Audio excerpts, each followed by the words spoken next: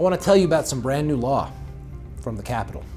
After a car crash, for years what was happening is that hospitals, when they would realize as you were being wheeled in, when the hospital administrator would realize you were involved in a car crash, the hospital would sort of do a balancing test. Do they really want to submit all of these incurred medical charges through your health insurance and get substantially ratcheted down on how much the hospital gets paid?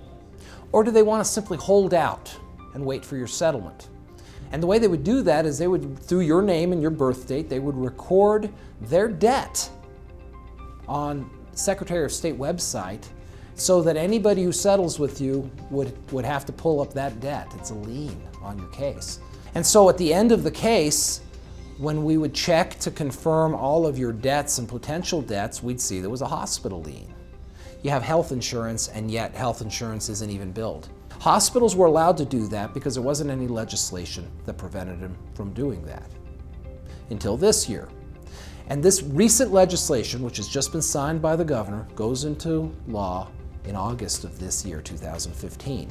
And the net effect is going to be that people who end up having to pay back anything for injury compensation back to their health insurance, if they have to pay much at all, they're going to pay at the rate that health insurance paid for anything, as opposed to the large amount of accumulated debt that a hospital might say you owe before it gets repriced by health insurance. So to a consumer, it's the difference between maybe $30,000 of obligation to a hospital after a settlement on a case versus nothing or just a couple of $1,000s.